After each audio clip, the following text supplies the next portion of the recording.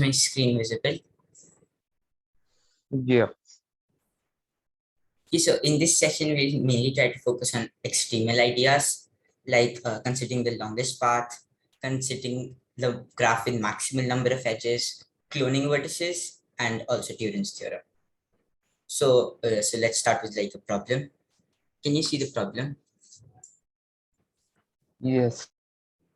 Yes, so in a country, some cities are connected by one-way flights. There are no more than one flight between two cities. City A is called available for city B if there is a flight from B to A, maybe with some transfers. It is known that for every two cities, P and Q, there exists a city R, such that P and Q are available from R. Prove that there exists a city A, such that every city is available for A. So like you can take 4 minutes to think about this. Like this problem is just to prove that the graph is connected, right? Kind of yes, but slightly stronger. Just because you're actually proving there is a vertex A, you're actually proving there is a vertex A, which is has a path to all vertices. And just because the graph is directed, this is actually stronger than connected. Yes.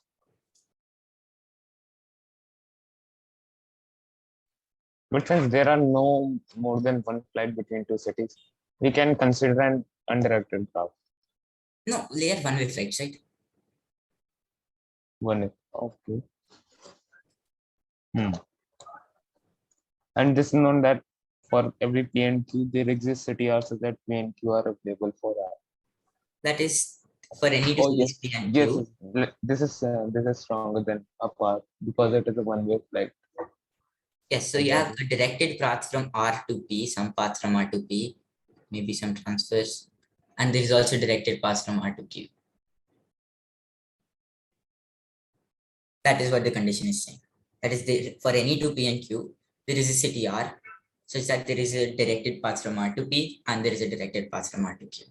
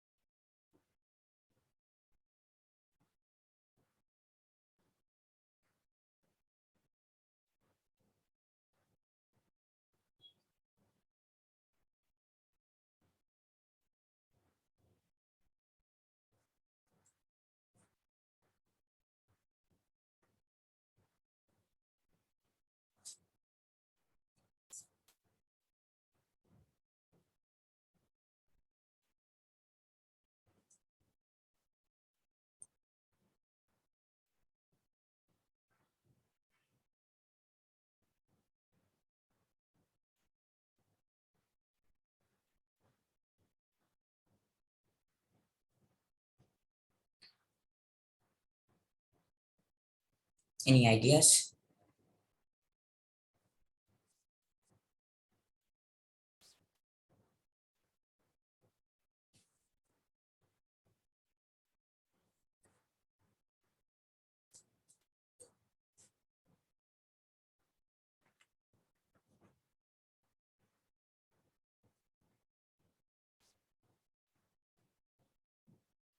One basic idea is to like get a bound. Like we can get that for each pair there exists city R such that P and Q are available for R. And we can choose like n choose two such pairs where n is the number of vertices. And we just try to like do simple PHP and we will get some vertex such that it is at least available to flow ceiling and -1/2 cities. This was simple PHP. And now we just consider that none is greater than ceiling n -1/2. We need to prove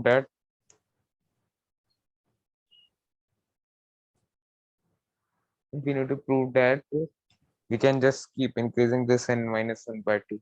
Like if everyone has n -1/2, then there is one with such greater, and this thing will stop at n-1. This is my claim. Okay, so you're trying to like choose all pairs of city P and Q, and you're trying to get a city R which is connected to both. Then, Yes, so you have n choose two such pairs. yes, yes. Then And what we you're have trying to do? One second. yes, yes. And we are totally like n cities. There are totally n cities. Yes. How we can just then get Okay, I get we it. So I get it. yes. So there is an R Okay. which is counted at least 1 by n times n choose two cities, Yes. which is equal to n minus 1 by 2.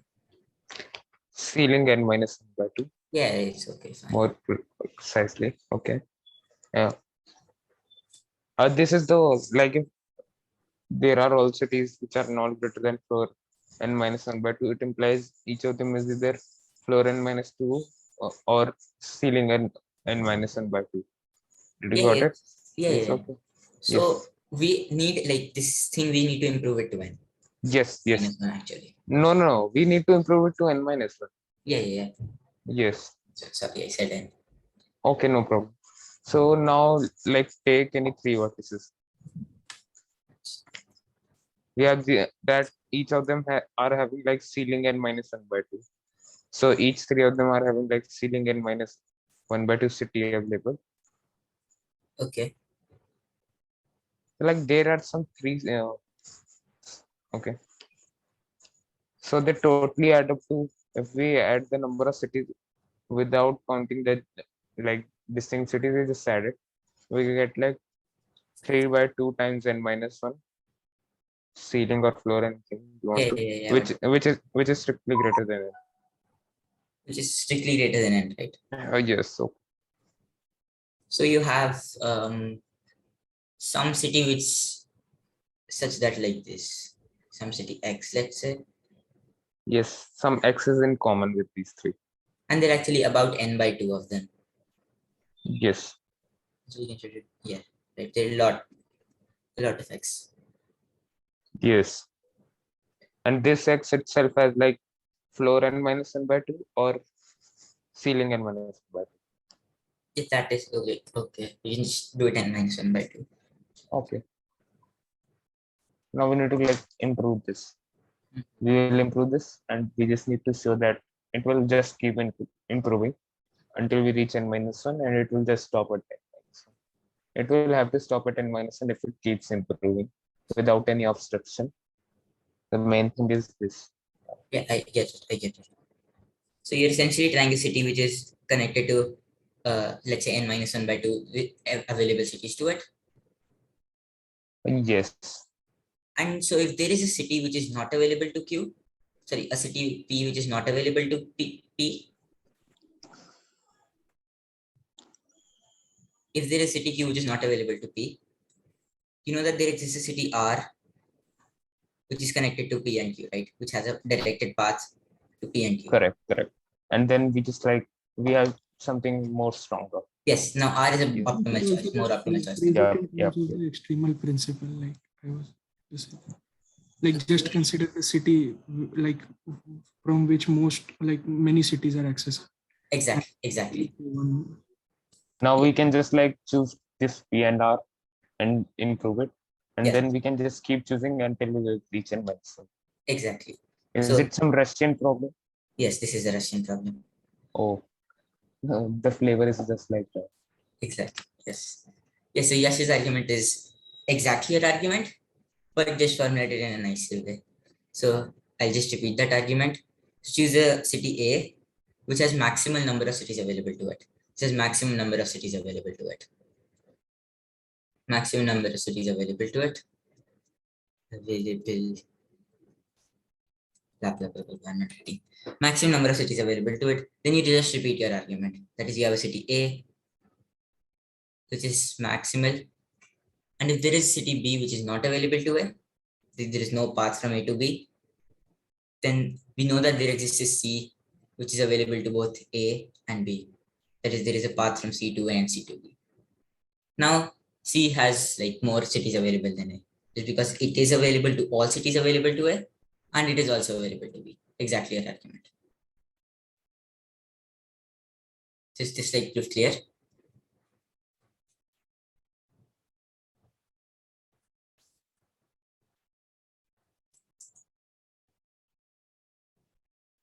Are there any questions with this proof?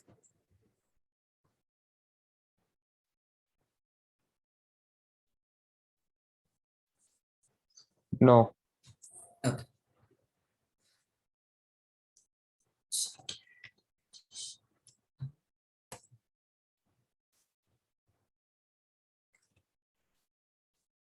Now we do something much more extremal, that is durance. So like, what is actually durance? So the statement is like, or the theorem actually, it's important. So the number of edges in an n vertex graph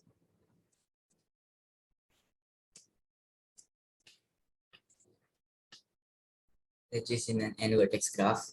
Like it's about like bounding an n vertex graph which does not have a k plus 1 clique. So it's bounding the number of edges in a n vertex graph which does not contain a k plus 1 clique. That is number of edges in an n vertex graph. I just formally write this statement.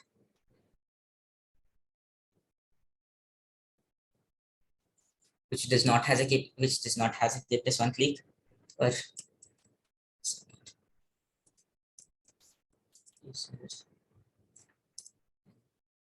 with no k plus 1 clique. It's just asking, is a clique a complete graph? Yes, a clique is a Okay. complete graph. Okay. The k plus 1 clique is just a complete graph with k plus 1 vertices. So we are trying to bound the number of edges in an n vertex graph with no k plus 1 clique. This is always at most n squared by 2 times 1 minus 1 by k.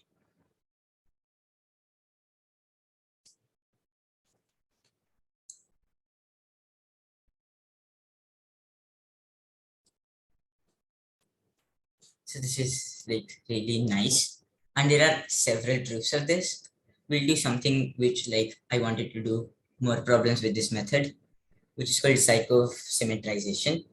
I'll explain what this means. So we'll be trying to clone vertices. How do we do that? I'll also explain what that means. So first of all, take a graph G with n vertices, which does not contain a k plus 1 clique, and add as many edges as you can in G. Just add as many edges until we always find a k plus 1 clique whenever we add an edge. Now, we prove that, we show that G is actually a complete multipartite graph. What does that mean? I'll explain in just a second. G is complete multipartite. Multipartite. G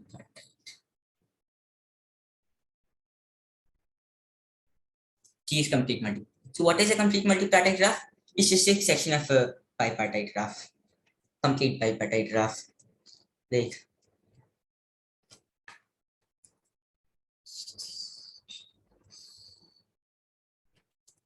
so bipartite graph is some vertices in a component and some vertices in another component, and all these are edges. For every vertex, it is connected to any other vertex which is not in its component. All these are edges. So complete multipartite graph is just an extension of this. So like in bipartite, you actually just have two components. In multipartite, you'll have any number of components. Okay, 3 or 4,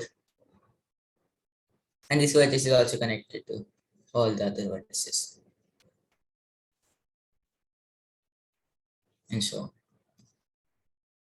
Like so, we have some components A1, A2, AN, and for any two vertices in different components, they're connected, and for any two vertices which are in the same component, they're not connected.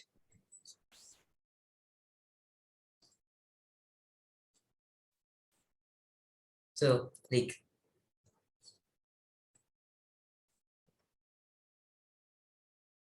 so we will show that a graph G which does not have a k+1 clique and has maximum number of edges, it is a complete multipartite graph. So when would a graph be not complete multipartite? What condition should we have that a graph is not complete multipartite? Any ideas?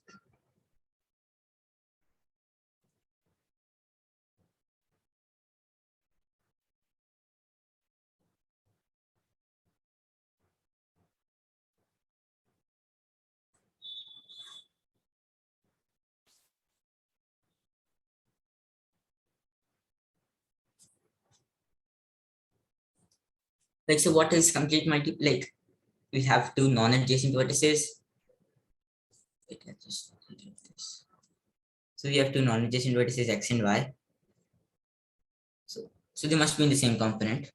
And for any vertex z, such that xz is an edge, we have that yz is an edge. This is just an equivalent representation of complete graph. Is this clear why this is equivalent? Where the complete multipartite graph should have like at most k components. Yes, that is also true. Yes. Just because otherwise it will clearly have a k+1 clique. Yes. Complete multipartite graph has at most k. So is this part clear that this condition should be true? That is, whenever two non-adjacent vertices x and y are there, and there is a vertex z such that xz is an edge, then yz must be an edge. This is we want. Yes. Yes, this is clear to everyone. This will only help in holding the condition that it is at k+1 clique. No, this is a condition that G is multipartite, complete multipartite. Oh, okay. Just because I'll explain it in just a second. So if you have two non-adjacent vertices x and y, and a vertex, let's say z, which is not adjacent to x, and if this condition were true, then yz cannot be an edge. Just because if this were an edge, then xz must also be an edge. This is true only for complete multipartite graphs, right? Yes. This condition is only for complete multipartite, not all.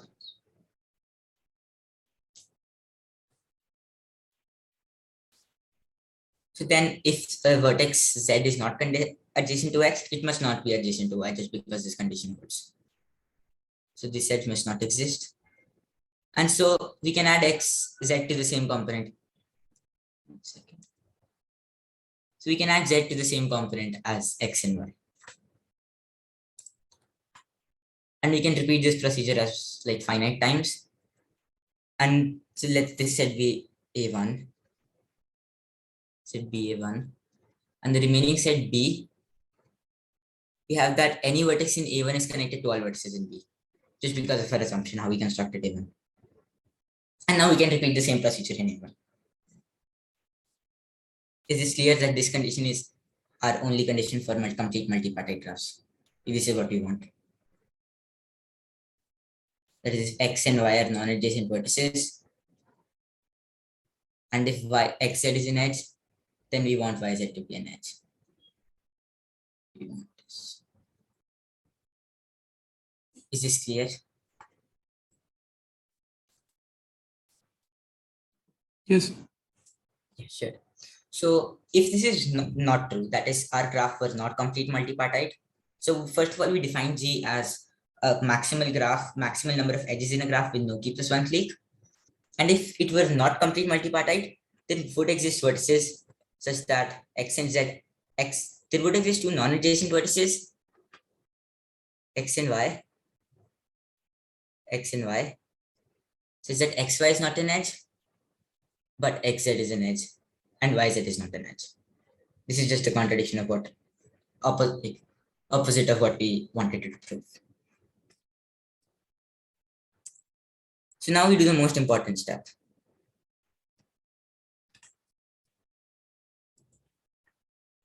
Now what do we do? Is we do the cloning part. That is, now we first of all change. We change y to become a clone of x. What does clone mean? I'll just explain. Change y to be a clone of x.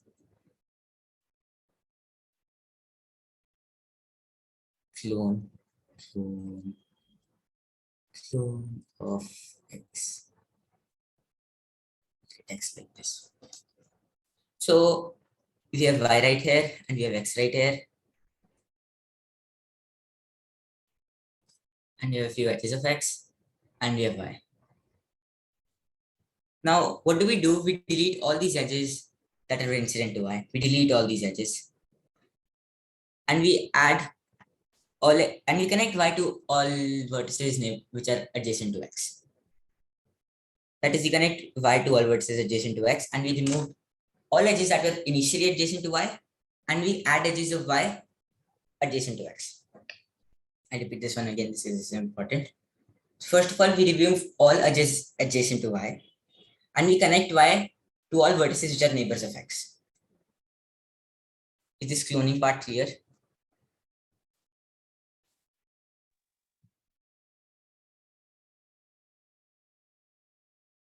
Yes. So why is this called clone and stuff? Because y has exactly the same properties of x.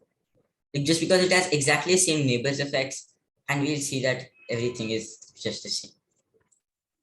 Everything is preserved as it is. Degree of x would be greater than degree of y, then this would increase the number of edges. Yes. So that would be a contradiction. But first we need to prove that this operation is valid. That is, this operation would not form another k plus 1 clique. Like So in the previous one, it did not contain. In this one also, it will not contain, right? yes, exactly. It will not contain. Because like you needed XY to be joined, and the XY isn't joined in there. You just join it, join on other things. So you can have something like this vertex, and this vertex, and y to be a clique, right? Yep.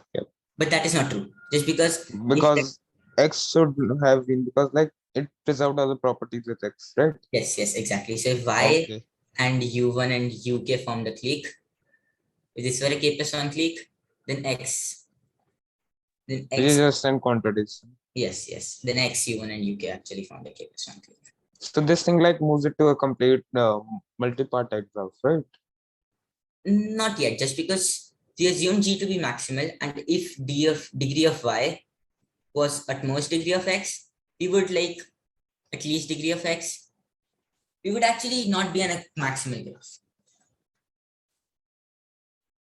It's because we need to like increase it until we reach the upper bound.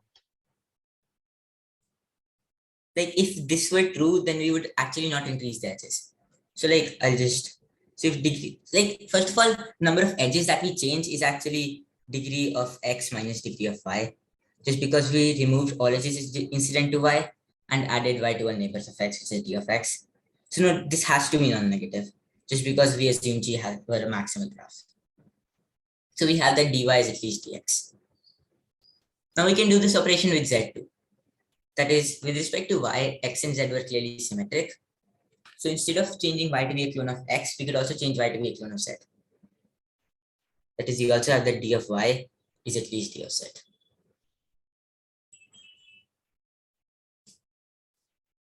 In this way, we just like decrease the number of edges. Yes, in the other case, if dy would be less than dx, we would actually increase the number of edges, which is not possible just because we assumed that graph to be actually edge maximal. That is, we don't have any more edges in our graph. Okay. So now what do? We do the exact same thing as we did before. Instead of changing y to be a clone of x and z, we will change x and z to be a clone of y. Just change x and z to be a clone of y.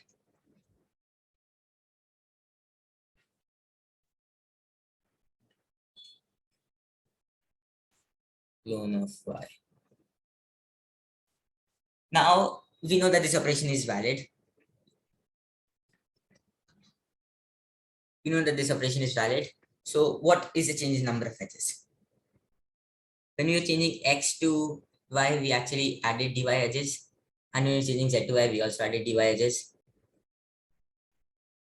So the edges that were incident to x and the edges that were incident to z, we subtracted them.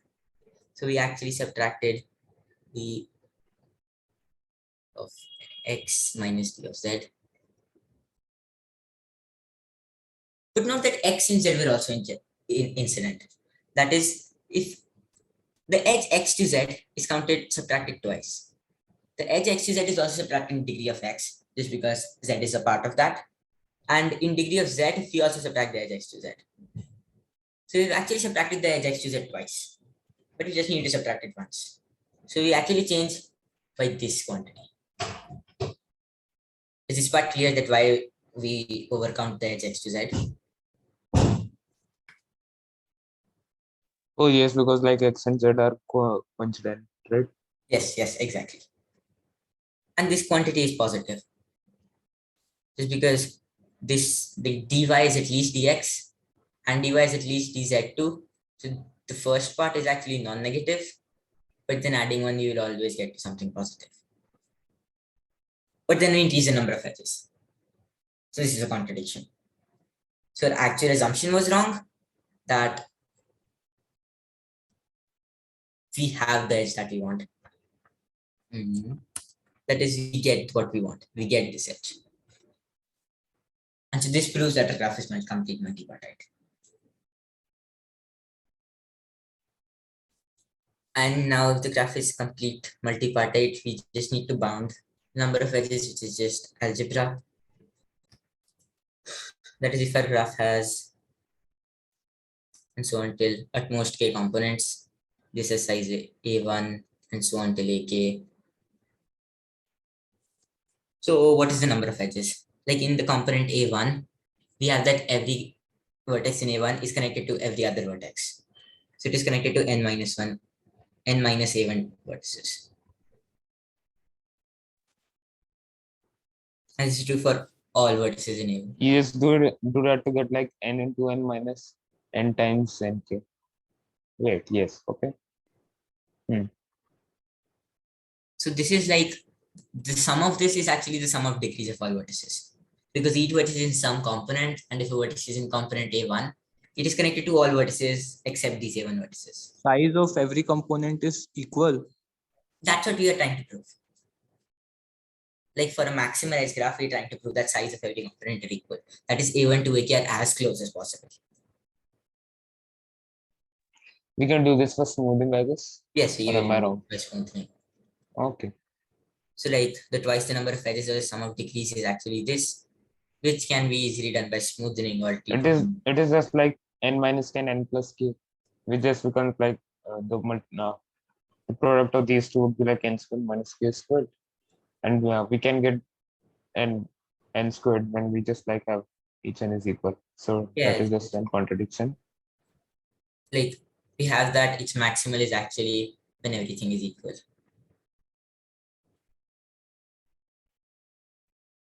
Which is what we want. It's because you know that summation AI is fixed. It is n. This is true just because to just explain it slightly more. Wait, why is it smaller than equal to n squared? Yeah, I'll minus explain it. 1 second. Okay. So this is equal to n times sigma AI minus sigma AI squared. This part is n squared, and you can get this by T2 lemma.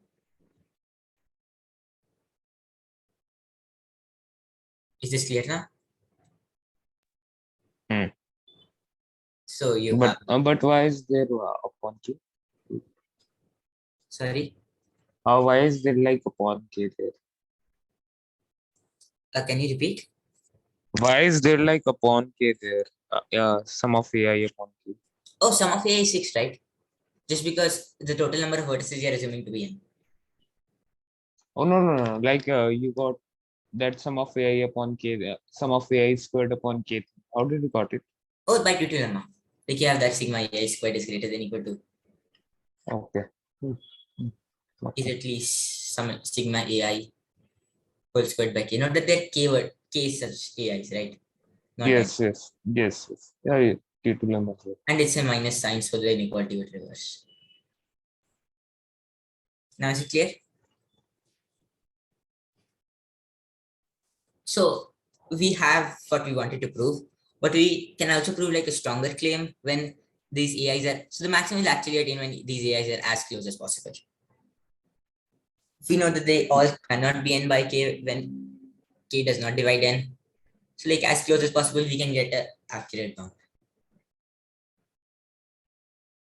So is the proof of Turin's clear? Are there any questions in the proof of Turin's? Like why should it be complete multipartite? Why should that condition be equivalent? And the cloning part. Are there any questions with that? Like, what was the pre-assumption in when it wasn't a multipartite graph, complete multipartite? Like, you gave that assumption x, z, and y. How Yeah, was that true? I'll explain it in a second. Okay. So we first took, took the graph G to be edge maximal. That is, we're adding as many edges as possible unless we cannot add any more edges. Now we show that G is complete multipartite. What is that equivalent to show? Is that for any two non-adjacent vertices X and Y, and if there exists a vertex Z such that XZ is an edge, then so is YZ an edge. We want this edge. Why is this true? Assume this condition is true. That is, whenever XZ is an edge, we have that YZ is also an edge. So if X and Z is not adjacent, we must have that Y and Z are also not adjacent. Just because if YZ were an edge, then XZ must also be an edge due to symmetry.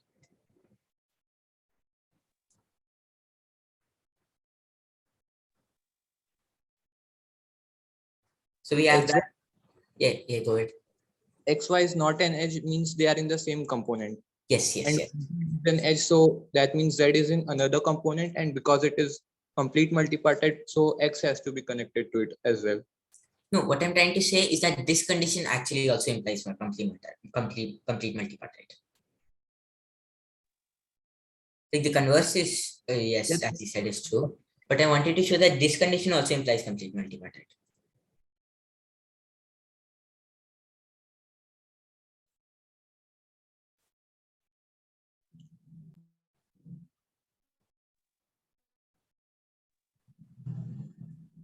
So if X and Y are non-adjacent, and if Z is non-adjacent to X2, it must be non-adjacent to Y2. 1 second. Okay. So if X and Y are non-adjacent, then Z must also be, like, we can just put it into the same component. And we can repeat this procedure finitely times.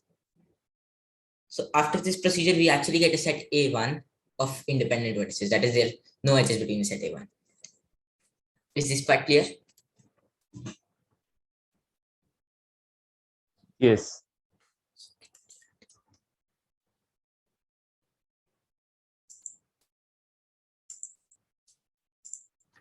Yeah, so you actually have for the remaining vertices, let's say this remaining vertices are set B. You have that X is connected to every vertex in B. You have that Y is connected to every vertex in B just because of how we constructed A1, right? Yes. So now repeat the same process with B. That is, you take any two non-adjacent vertices and just find another component, then find another component. And so you'll stop at finite step, and thus you have that X is connected to every other component, which is not in it. That is, X is connected to all edges, all vertices are not in A1. Some in A4, let's say, you have that some vertex V is connected to all other vertices not in A4. So you proved complete multipartite. Now is the proof clear? Are there any other questions?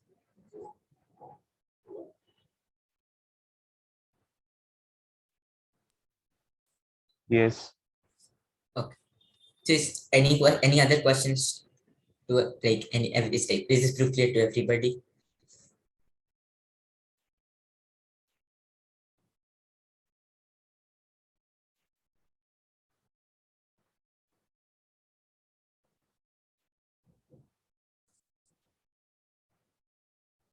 Yes. Yeah. Okay, sure. So now we'll do a problem with theorems, which like uses theorems. ISL 2002. The Zycov one, we will do it later. We will do that one later. Yes, the Zycov V quatlets. Yeah, C7. Yes, it was a C7.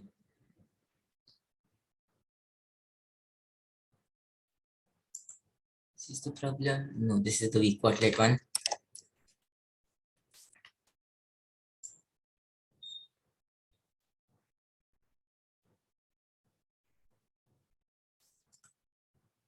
Yes.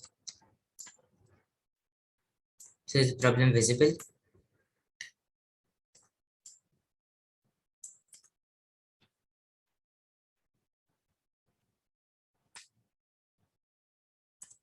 So we want to find the maximum number E, which is that there is an edge colored graph with 60 vertices and E edges, with each edge is colored either red or blue, such that in the coloring there is no monochromatic cycles of length 3 or 5.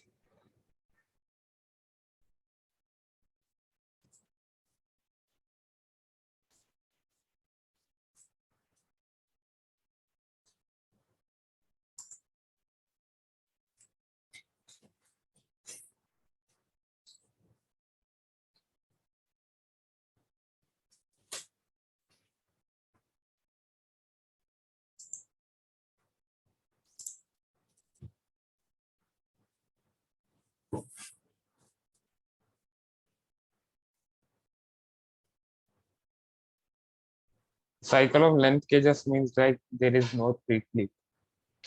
The cycle of length 3 is just a triangle. Yes, cycle which of length- which is just a like a 3-clip. Yes, yes, yes. Yes. So you can get that by like the theorem graphs bound. Yes, so you can, but you also need to, and it's also note that the edges are colored red or blue. Oh yes, yes. And That we they also, are n squared by 4 edges. first of all, is that Turin bound, like if no monochromatic cycles, you actually get times 2, I guess, like a weak bound, Yes, yes. just because you have every edge is colored red or blue. This is just like global. Can you repeat, sorry? Continue, continue. This is standard to be n squared by 2 and is 60. So is there a construction with this? I need to find minimal number of edges. A multipartite graph. Just bipartite, right? Yes, bipartite. Yeah.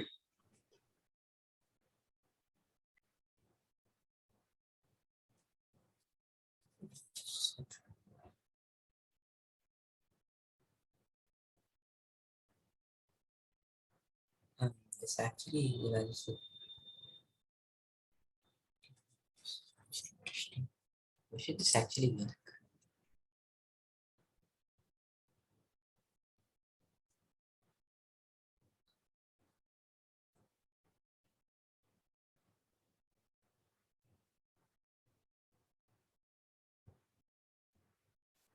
Oh no, with n squared by 4 actually.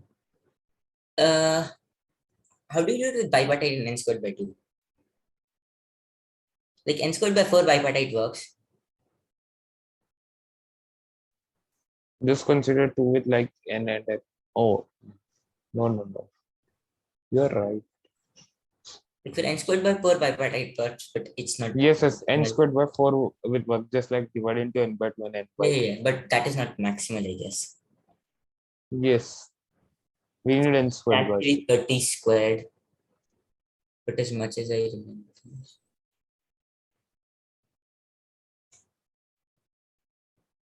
But if you have construction, then it should work, right?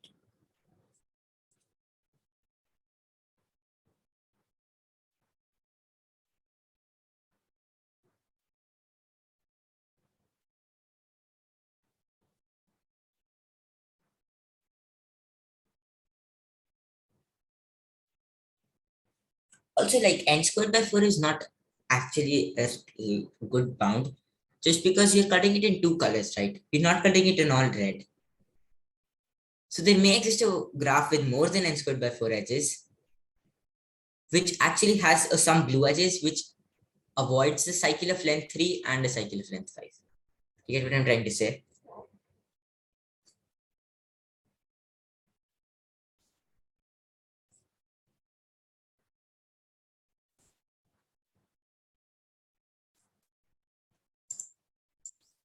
Yes.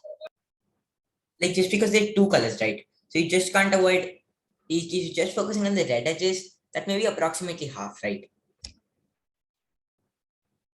So there may be a few blue edges which it also avoids a red triangle and the monochromatic cycle length 5 pentagon.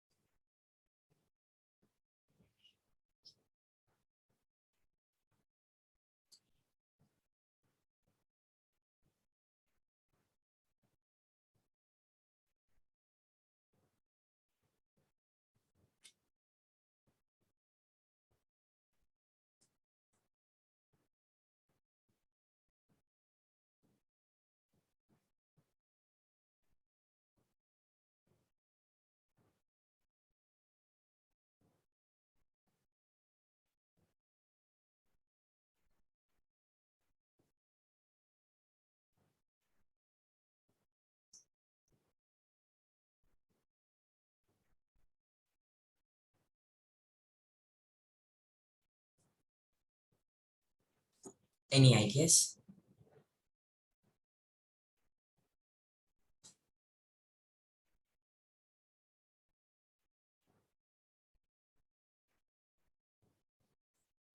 So like just to give a hint, what is the first graph that comes to your mind, which when colored with two, which is edge colored with two colors, there is a monochromatic cycle length 3. What is the first graph that comes to mind? That is whenever you're cutting its edges, either red or blue, there is a monochromatic triangle.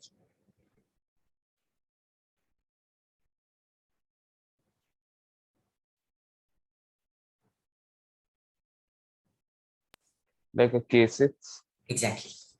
So like the Ramsey thing, the K6 cannot, Yes.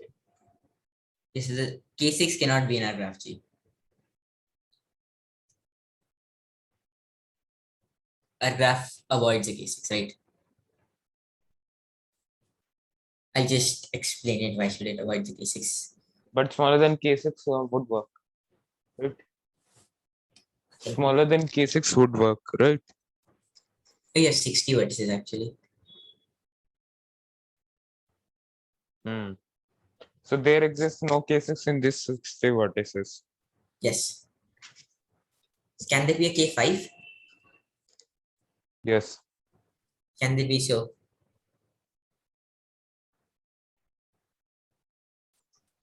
Like choose any 6 and just K5. Okay. You Choose any can 5 and we have a K5. assume this is a K5 in our graph G. What Hmm. should, so how should I color the edges such that there is no monochromatic cycle of length 3 and Color the whole pentagon of the same color and color the star inside of another I color. color the boundary red. Hmm. But Hmm. then we have a red cycle of length 5. Oh, yes. Yes. This is traffic. K4 would work. A K4 would work, but you need to prove that either K, like can any K5 be in G? Is there a coloring, edge coloring of a K5 that actually results in no triangles or no pentagons? R35 isn't clearly 5, right? R35 is like too big. Yes, R35 isn't 5, so 5 works, K5 works. So there is a K5 in this graph. Yes, So like it is just computational. We just proved it doesn't work. You have to like give a coloring, right? Why should a K5 in be in? Oh, like R35 is really large. And R35 is large, right? So first of all, it does not contain a K6. So it just oh, cannot yes. contain that R35, right? Okay. We are trying to focus on the K5 thing. Can a K5 be in G? First of all, do this thing. If there is, then that actually gives away the answer to. Then by Turans, you can get a very sharp bound of K6, like the maximum number of edges in a K6. And then by the coloring of a K5, you can actually get equality with that. I'll explain that once we like get it. Once we get that either a K5 is in G, like, can a K5 be in G? Or there cannot exist a K5 in G? More like naive wording. Is there an edge coloring of a K5 which does not have a triangle or a monochromatic cycle of length 5? No, I guess. Yes, no. Proof. Like take any edge. Take any edge. It is colored arbitrarily. You know. It is colored red, let's assume. Like take any 2 points which are adjacent to each other on the Everything is boundary. written in K5, right?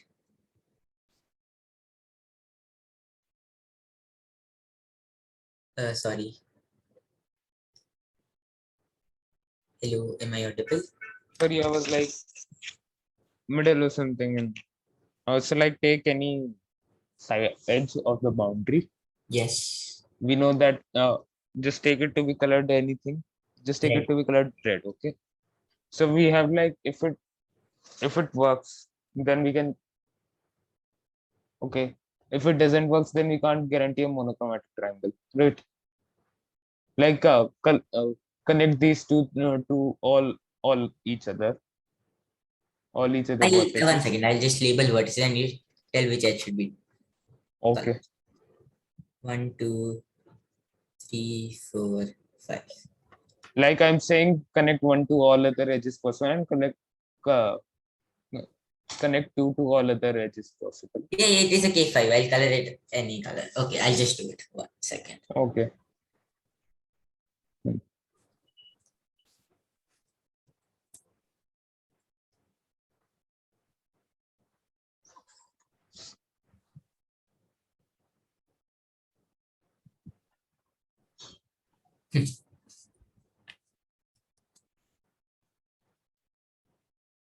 Yes. Uh-oh. Like we have two colors, and this one and two join to like three other vertices. So we have to have like two sides so that they have same color. Like do you see the pairs? Like consider a pair 1 5 1 2 5 2 Okay, you're 3 trying to 1 consider 3. triangles of the form 1, 2, 5, 1, 2, 4, and 1, 2, 3. Yes. We get that two of them have the same color. Like if you're assuming there is no monochromatic cycle of length 3, Yes. then two of them must have like red. That's what you're trying to Yes. say? Yes. Or am I understanding it wrong? Wait, I need to be a bit precise.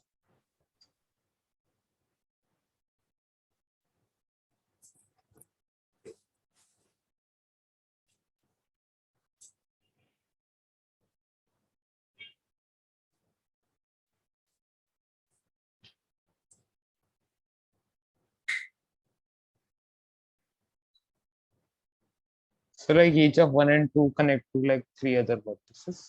Mhm. Okay. And we have like at least three of them of these six sides have the same color. So these three of them clearly not any two of them lie on the same triangle. Like color it in the arbitrary way. Like such that any three of them are equal, and those three of them don't any two of them from the three don't lie on a triangle made by the base 1 2. So if 1, 2 is red. Okay, 1 second.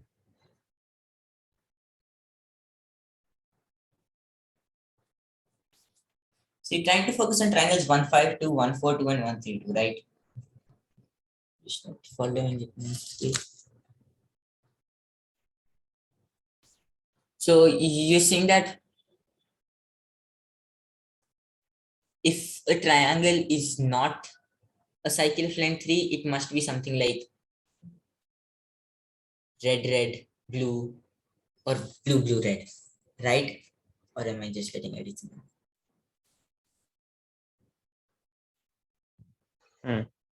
Okay. And you're saying that just because there are 3 triangles, there must be 2 triangles which have like the same color, like they're red, red, blue, and red, red, blue. Yes. Okay.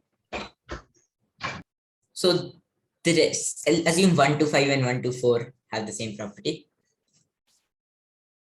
So 1, 5, so 1 of 1, 5 and 2, 5 is red, and 1 of 1, 4 is 2, 4 is red. Or you have that all these 4 edges are blue, right?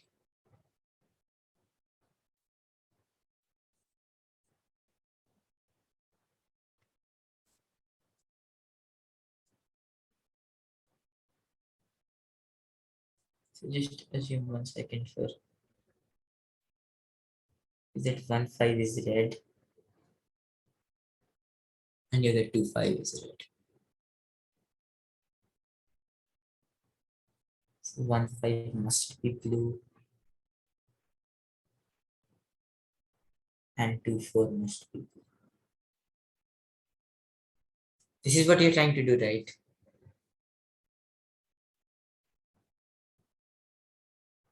Yes. Okay. So now what do we do? Okay, you also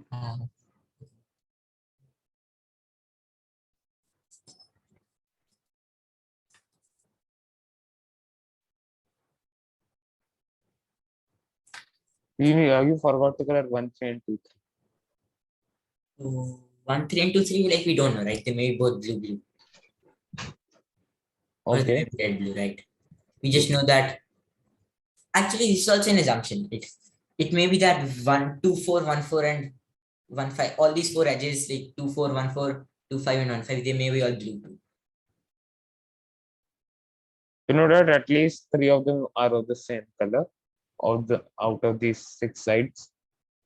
So consider those 3 sides. Let it be one. Okay, I get it. Okay, trying to simplify. Let it be 1, 5, 2, 4, 2, 4, and 2, 3.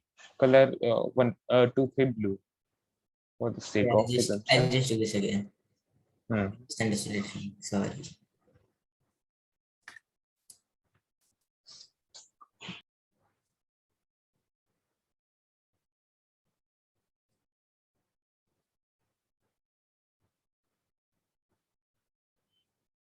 So you have that 1, 5, 2, 4, and assume they're blue, let's say. 1, 5 is blue, 2, 4 2, is blue. and 2, 3. Yes. Hmm. Now you have that if there is no monochromatic cycle of length 3, you must have that the edge 3, 4 is actually red. Yes. This is red. And so is one of 5, 4, or 5, 3. 5, 4, 5, 3. They both can be blue, right? Like at least one of them is blue. Yes, at least both can be blue. If both are blue. Okay. So if both are blue, just note that 2, 5, 2, 5 should be either blue or red. Yes, assume red. Okay, it's in red.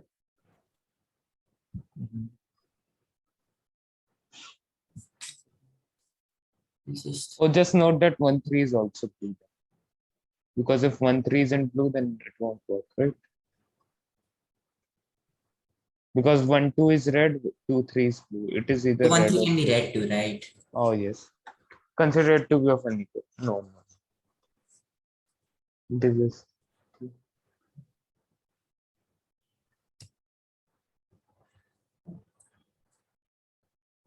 Like it is a finite case, like you just have to bash the answer is no. Like you can minimize case check by saying, like since there are no 3 cycles, so for any color, if you like consider something, then you if if edge has 6 colors, then for it to avoid a triangle, if that has very specific like that bipartite thing, but then there can be at most 3 edges of the different color, and so that case can't happen.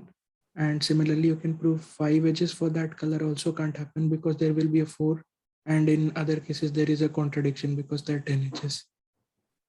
Okay, wait, I didn't follow. Just repeat once again.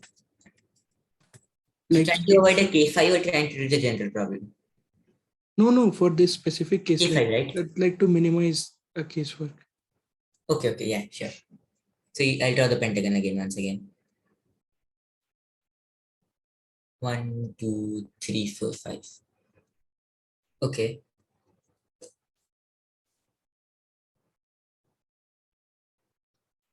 Now we need to avoid a triangle. No, like so basically what I was saying was if edge had 6 colors, then it had to be a specific 2-3 bipartite graph. If you were to coming out of it. 3, 4, 5, 6. Like if a color had 6 edges, then it is that one set is 2 and other set is 3, that bipartite graph. But in that case, the other color can have only 3 edges at most. I get it. I get what you're trying to say. You're trying to say that if a pentagon avoids K5, then it must be a bipartite. Yes, like right? yeah, and you can like it is minimizing casework by viewing it. Yeah, you can do it like if Like we will have at most 2 cases. Like choose the color 1, 3 to be anything, and other things will automatically color itself. Like choose 1, 3 to be red, then like 1, 4 will be blue, then 5, 4 will be red. If 5, 4 is red, then 3, 5 will be blue. Which just minimizes the case. So yes, K5 works. so like K5 cannot be in G, right? In everything, you're actually having a triangle. Or a Yes, yes. so it's proof clear, should I repeat it? Can you repeat it? Yeah, so what he's trying to say is actually if it avoids a triangle, it must be some bipartite, right? As he assumed. It What? just consider the red edges. Forget about the blue edges for some second. Okay. Just consider the red edges. It avoids a triangle, so it must be So bipartite. it would be like bipartite. Yes. Yes. And so with the blue ones. Yes. So if you have one second.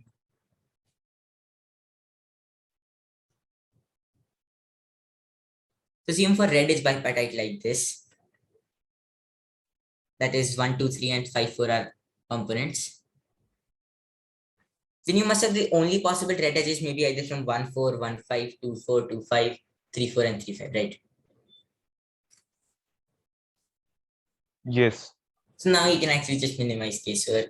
That will just help. That is, so if you're focusing the triangle 1, 2, 3, there has to be a red edge, right? In the triangle 1, 2, 3. Hmm. Otherwise, you really have a triangle. Yes. So this is not possible just because you assume if it's a 3 plus 2, right? Yes. Because then it will be like not a bipartite. Yes. Hmm.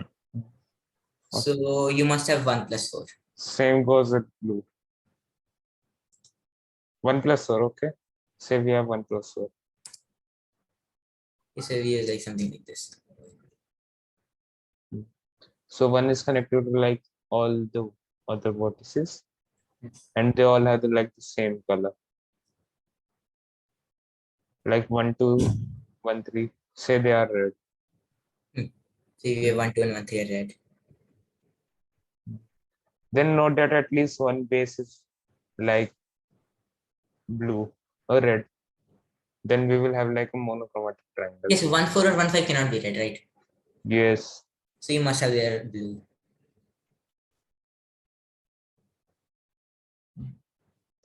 And this is also blue.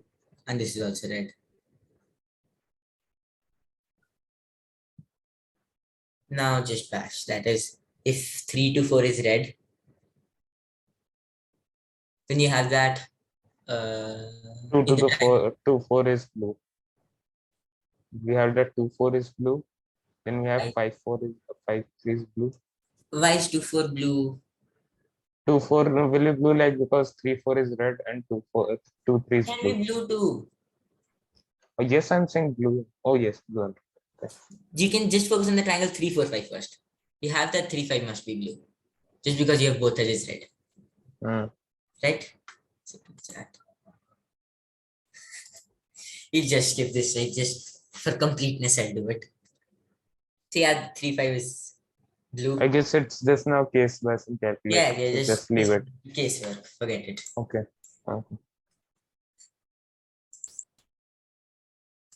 What is this? Okay. So So you now have we like a finally have K5 doesn't work. a K5 is not in G. And now K4 can be in G. I'm not doing this now. The very simple coloring actually works.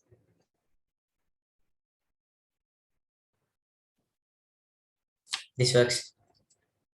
Hmm. So now for the construction, that is first of We all, can just like use current graphs to have the bound, and yes, then we can just give the construction with like 3 components of a what type graph. you need to color them too. Okay. Oh, That is actually, that is not hard. Just use this thing. Give A, B, C, D. You have A to B. You just choose any edge from A to B to be red, B to C to be red. Okay, I'll just do this in red actually. This is red. This is red. C to D is also red. And A to D is also red. You choose the boundary to be red and you choose the inner part to be blue. That's your A to C is blue, B to D is blue. This construction works. This actually gives a bound of by Turins. You can get a bound of 60 squared by 2, 1 minus 1 by 5 or 2. 1 minus 1 by 4 actually. Yes. So previously n squared by 4 was 900. This turns out to be 1350,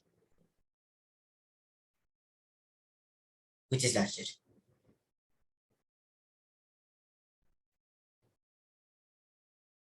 So yeah, is this clear, right?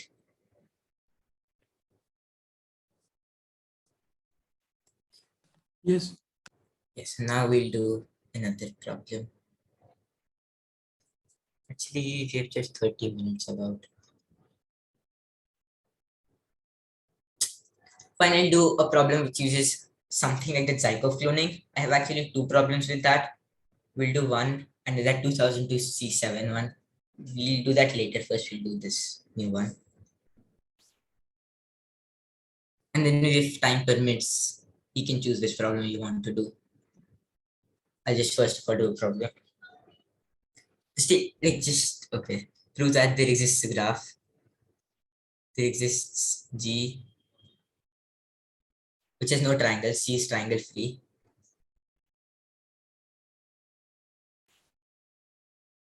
No triangles. And the chromatic number of G is n. G is n. What is the chromatic number? The chromatic number is the minimal number of colors required to color the vertices of a graph, such that no two adjacent vertices are the same color. For example, this graph, let's say, you can just color this thing, let's say 1. Adjacent vertices must have different colors, so you have to color this thing to be 2. You can color this thing to be 1 again. And say this thing is 2. This thing has to be 3. The chromatic number is 3. You cannot do it in smaller than 3 colors. So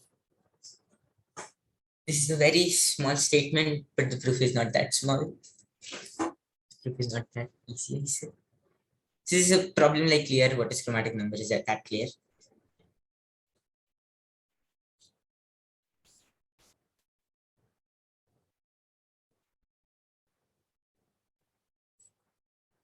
Are there any questions with the problem? Is it clear?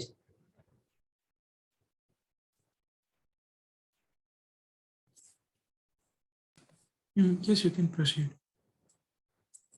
You should try it for 5 minutes.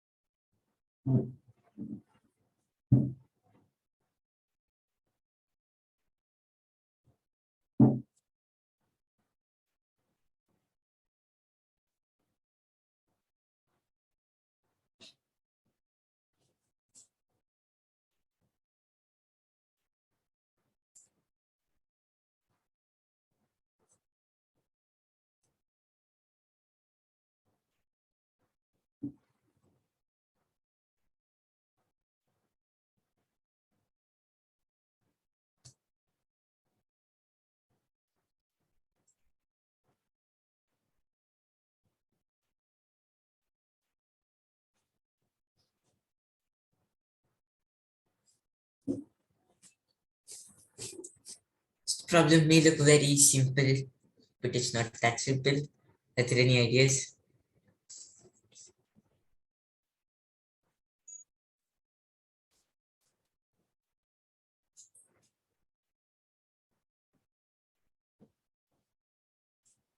No ideas? This right, right there.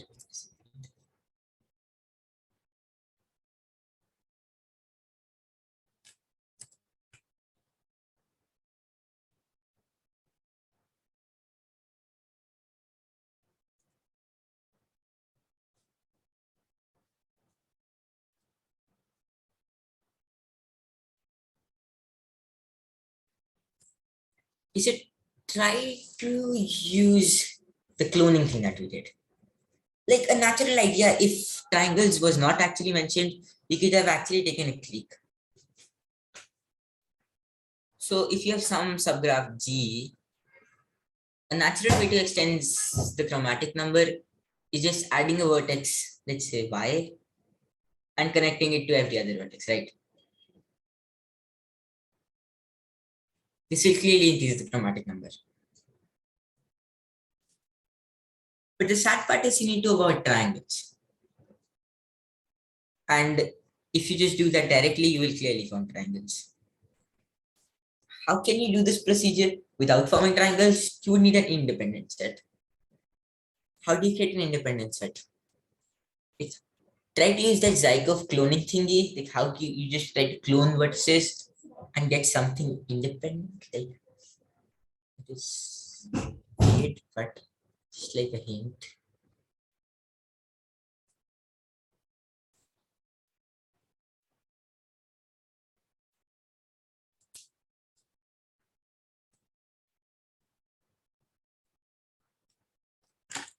Okay, just to be more precise. So in the previous part, we had two vertices x and y, and we changed their y to be a clone of x.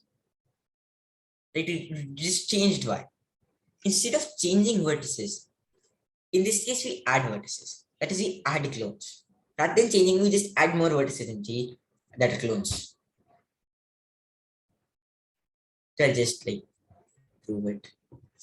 So assume by induction, you can get n chromatic number with no triangles. Base cases are easy. For n equal to 3, just consider pentagon. N equal to 2, just consider as edge. So if assume you have a graphic chromatic number n, you want a graphic chromatic number n plus 1. So what do we do for all x and g? Okay, so is it like you add a vertex and clone it off and connect it with some vertex which was connected to the all vertices which you used the previous n colors? So you're actually adding vertices just connected to, let's say, all vertices labeled 1. No, like I'm cloning it off with a vertex which was connected to some vertex of each color previously. Okay, so why would you have something like x, which is connected to all vertices, let's say 1, 2, and n minus 1? No, like not like all, but like a sum of each color because chromatic. Yeah, okay, you have an n which is connected to something like 1 to k. And you clone this vertex n. You consider vertex n prime, which is connected to all its neighbors, right? Yes. And you do this for every vertex or all vertices labeled n? No, like for one vertex. Only for one vertex. But no, that would not increase. And if I connect n and n prime, then that would induce triangle. So That will be a triangle. uh, So the idea is absolutely right. Rather than doing for one vertex, just do it for everything. You'll have much more freedom, right? And don't connect the clones. Let the clones be independent. yeah. So I'll just like make it a bit formal. So what you're actually doing, you have a graph G, you clone every vertex X. Or just clone it. And don't connect any clones. Just add a clone of X. If the clone of X is X prime, just connect X prime to the neighbors of V and that's it. So you have much more freedom to work, right? And you won't expect more triangles in this because you're not running any more edges. So like for all X in G, okay, for all X in G, add clone of X. My God, right? Add X prime, which is clone of X. So like you have some vertex X, which is connected to some vertices, and you add a clone of X prime.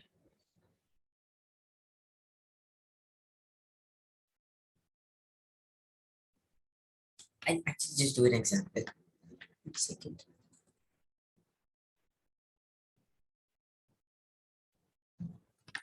So we have a graph like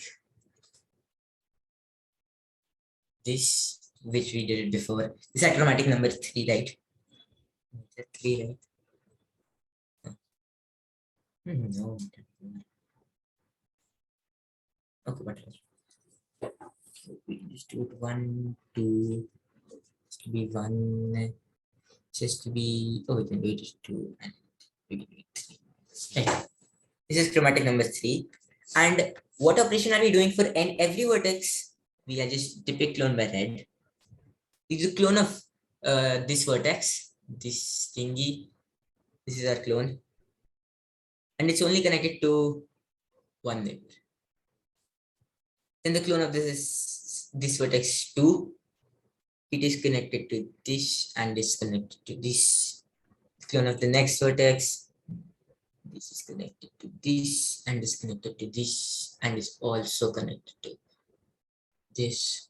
The clone of this 2 looks something like this. And the clone of this 3 looks something like this. So very complicated. But the main important thing is that these red vertices are actually independent and you have not induced any triangles.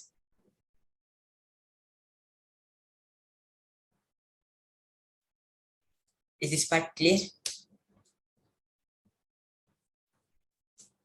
Yes. Now what we said in starting, we just add another, let's say, blue vertex, which is connected to all these red vertices. I am sorry, but I will have to go now. Bye. Okay. It was really fun to attend this session. Yes, yes. Then I'll like end after this problem only.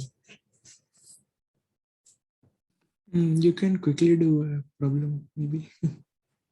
Yes, so we have this vertex y, and you just add this vertex y to all these red vertices, right? Now the chromatic number increases. Just because Yes, these red vertices intuitively must have a chromatic number of n2. We can prove it formally too, but like just for an intuition part, these red vertices have to be colored in at least 10 vertices because it's literally just a clone of our original graph, right? Mhm. And if you're adding a vertex y to all these edges and you're not forming any triangle, you're actually just adding more edges, right? You're actually just increasing the chromatic number, right? Does that make sense? Yes. So you increase the chromatic number to understand with no triangles. Yay. Mm. So is the like proof clear, or should I just explain that why the red vertices should actually form let's say have chromatic number n? Just the red vertices should use the color n. No, you can skip that. Because the proof is like literally ended. Mm. That part is intuitive, but like the formal part is it's slightly complicated, but you get it, right? Yeah.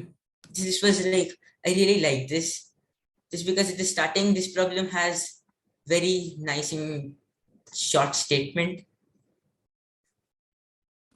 And So also like that idea of like cloning all the vertices is quite intuitive after you see why it fails by just cloning one, because yes, you'll have to connect it one vertex and that would induce triangles, and so you'll have to clone all of them, and that independent set intuition helps because they form. exactly. So like, should I end or do one problem? The two problems that I actually have are quite long. One problem you can like skip details, like easy bits I'll and just like give an overview. So do you yeah, want that something works. more of that Turan part or Zykov? Zykov thing. Zykov thingy, right? So Yeah. have we done 2002 C7? No. So then this will be good for you. Yeah.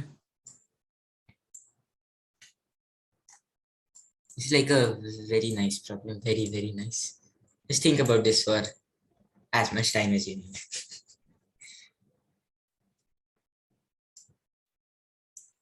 Just because you know it uses Zykov, that may be a hint. So you can do it quicker. But this is like C7.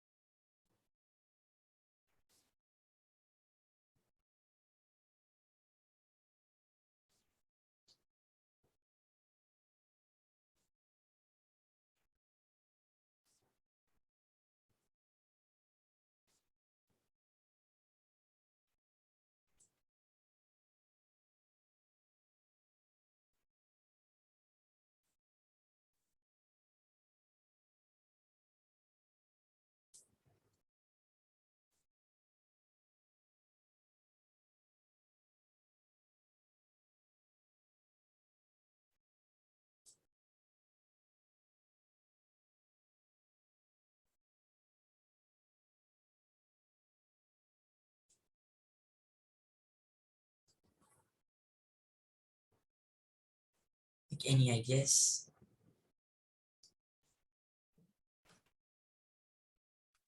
No, brain doesn't work at night. So yeah, so like any idea, you must have some idea, right? Like nothing as such useful, I would say. Yes, sure. So first of all, we'll just switch to black. So for every vertex, we let f of v be the number of v quadlets v is a part of. Okay. Ah, Now consider the graph with maximal number of v quadlets. Now try to use cloning. I'll just do it. No, okay. You want time to think about the cloning part, or should I just do it? could you repeat like please? Yeah. So you have f of v to be number of v quadlets v is a Ah, part of. yes, after that. Now you want to clone vertices. So like, Yeah, do you okay. want to do the cloning part yourself, or should I just explain it? You can explain cause Yeah, like sure. otherwise the lecture will be unnecessary. Yeah. So you have v is connected to some vertices, and then for any other vertex v prime, You clone V prime to V, like you change V prime to be a clone of V. You're not adding this time, you're just doing stuff.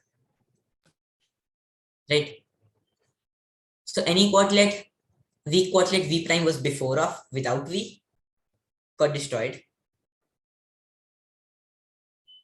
And any quadlet V was only part of, like if V was part of some quadlet UXY, so VUXY was a weak quadlet, then V prime UXY is also weak quadlet, right?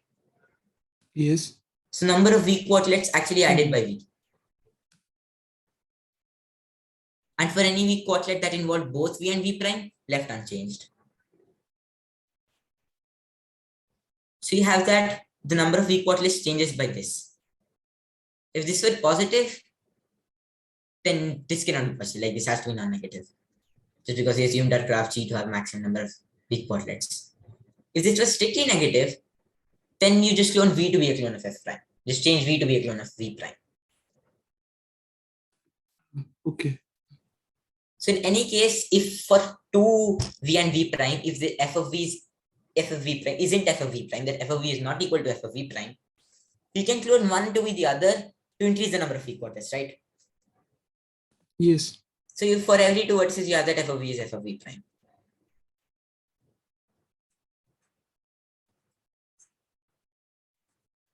Clear? Yes. Now, now you can still do cloning, right? You can still clone vertices without increasing the number of weak quadrants. Just clone the graph to be something that you like. Now just clone two adjacent vertices. Let U and V be adjacent. Now clone U to change U to become clone of V, right? Well, you may be disconnecting a few vertices, but if you clone every neighbor of V, they'll essentially form a clique, right? So just an example, I'll just show if there are four vertices right here. And you clone after some vertices got disconnected, forget about them. After what happened that this vertex U became a clone of V, that is it's connected to all these neighbors.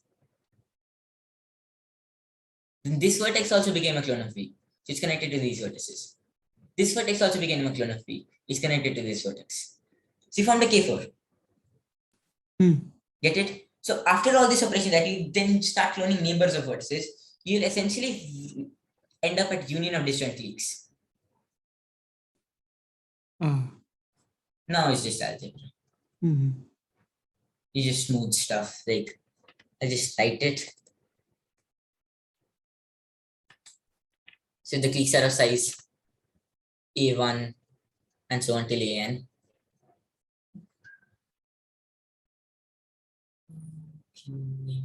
Thinking. 1 second. So the cliques are of size A1 to AN. Then you actually have for any three IJK, the weak quadlets are AI choose 2, AJAK, the summation cyclic of this. Right? And summing for all IJK. Expand this inner summation to get something of the form AI, AJ, AK. Sorry for handwriting, right? It's hard to write. You just get it, right?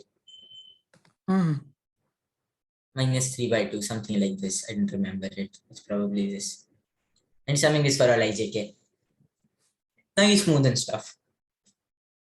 You fix the sum is fixed to be 120. You take 2 IJ, you take 2, let's say AX and AY, fix the remaining all AIs, and then consider this as a function of AX and AY. Okay? You essentially run into some constant plus AX AY times some another constant B. AX AY. Which has its maximal when AX and AY are as close as possible. So to integer rounding, these must all be as close as possible. Taken to be 120 by n, bash, n would be 5. So equality turns out to be 5 copies of K24.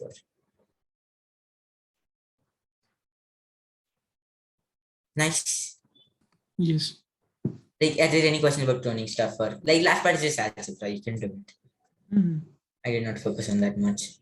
The main part was the cloning. After that, f of v prime is equal to f of v prime, then you can again clone stuff. and to get union of adjacent keys. Is this clear? Yeah, this is clear. Nice problem, right? Yes, Now should we end or? we can end. Yeah, sure. Thanks for attending. Thanks for the class. Okay, I need to figure out how to recording. Stop this. Stop recording. Stop recording.